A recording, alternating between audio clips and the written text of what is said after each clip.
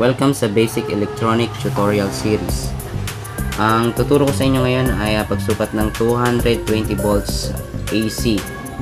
Unang isa lang sa pagsukat ng mga high voltage, dapat presence of mind at hindi inaantok dahil kunting pagkakamali sa pagsukat ng mga high voltage ay pwedeng ikasira ng kagamitan, equipment, o kaya naman pwede rin kayong masaktan.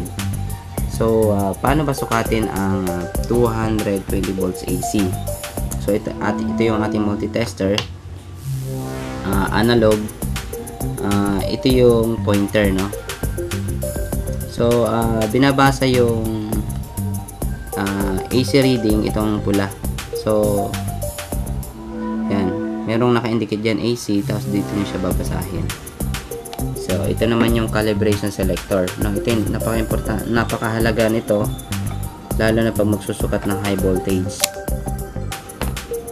So, mapapansin nyo may pula dito. Yan. Ito yung range para sa AC. So, kung magsusukat kayo, kung hindi nyo naman alam, sakaling hindi nyo pa alam yung voltahe, iset nyo sa high range.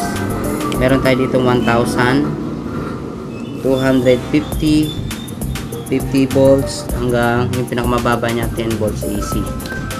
So ngayon, since alam naman natin yung voltage susukatin natin, iset natin siya sa 250 volts AC. So i-check nyo muna ang unang-una, dapat itong pointer na to, dapat naka-align siya dun sa 0. Ngayon kung hindi naman naka-align, pwede nyo siyang i-adjust ito gamit yung screwdriver. I-adjust nyo, pihitin nyo lang dito para mapumantay doon, kasi kapag hindi yan nakapantay, mali yung magiging reading nyo. So, sukatin natin ngayon yung voltahe dito sa outlet. So, okay, plug na natin ngayon yung so nakaset na siya 250 volts AC. Plug natin ngayon yung isang test probe, yung pula. Since AC to, AC alternating current, wala yung polarity, no? So kahit magkabaliktaran yung pula at itim, pwede yan. So ito naman yung itim. Yan, pumalo na siya. Yan, pumalo siya pero hindi sagad doon sa 250. So pumalo siya sa almost more than almost 230 volts AC. So ayan.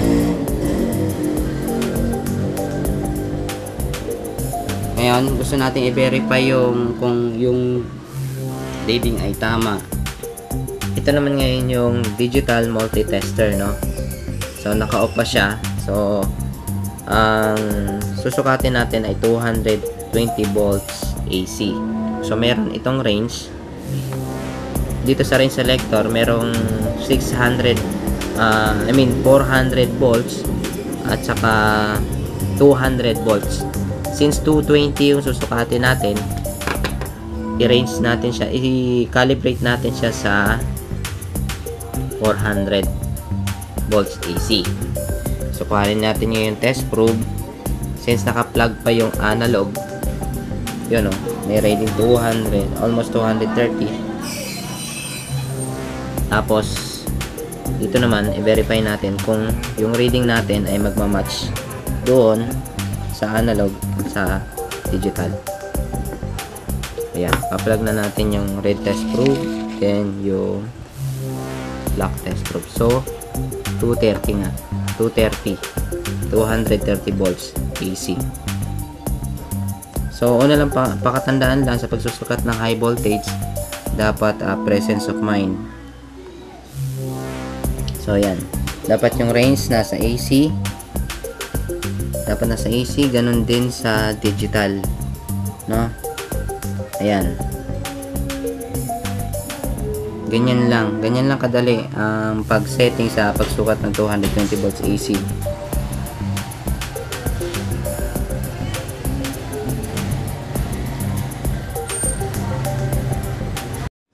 Welcome sa Basic Microcontroller Training. Ito yung ginawa kong microcontroller loader, Atmel AVR microcontroller. So dito sa side na to, meron tayong programmer ng Atmega 8. At the same time, pwede nyo i-test yung isang port nito, halimbawa LED running lights. Pwede nyo siyang i-test right away pagkatapos nyo mai-program. Itong secondary board, dito pwedeng i-test yung Atmega 8. So ito yung reset, then meron siyang socket na nakakonect dun sa ports ng Atmega 8. So meron tayong port B, port C, port D. So ito succeeding board naman, dito tinetest yung LCD. At the same time, itong board na to ay programmer ng Atmega 16 at saka Atmega 32. So yun, may naka-plug dito, Atmega 32 yan. Itong succeeding board naman, ito naman yung voice recorder. So kung meron kayong project na nangangailangan ng voice recorder, right away pwede nyo i-test. Tapos ito naman yung RF remote control receiver. So meron naman tayo ditong keypad doon sa mga project na nangangailangan ng keypad to be connected to microcontroller, no? Tapos meron naman ditong push button switch. So meron tayong 8 push button switch. Itong succeeding board naman ay merong 7 segment, at the same time merong driver ng 7 segment. Then ito naman yung DC motor. So ayan, tapos ito yung power supply niya. Sa power supply naman niya, pwede nyo gamitan ng battery.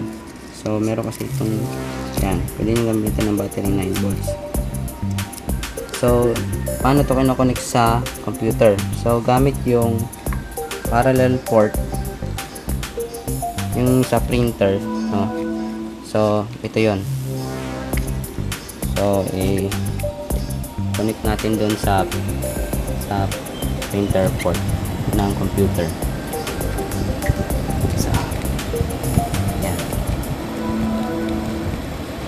Tapos okay, power natin ngayon yung programmer.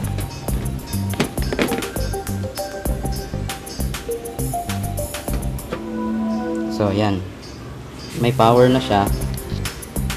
Yung indicator pa lang yan na may number, pero meron siya secondary switch para i-power yung programmer. Yun ilaw na yan. Tapos pwedeng i-verify.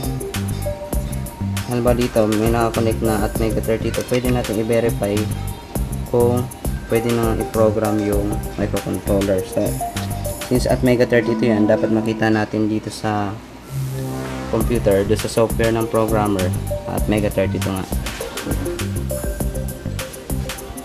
So ito yung ISP programmer. So pwede natin i-check yan dito. So kung makapansin nyo, FFF, makikita nyo not known, ibig sabihin hindi niya pa nakikita. So check natin, red signature, yan. So yun, makita na Atmega 32 flash, 32 KB EEPROM, 1024 bytes. So connected na ngayon yung microcontroller natin. Pwede na natin siya ngayon i-program kung ano yung ginawa nating project. Yun, hex lang ang po pwede dito, hex lang. So halimbawa test natin yung LCD hex, tapos open nyo lang. Pagkatapos nyan dito, yan, erase and program all. So i-erase na yung previous program na nakaload dun sa Atmega 32. So i-press nyo lang, browse nyo lang, tapos yun, ready na ngayon yung microcontroller na gamitin.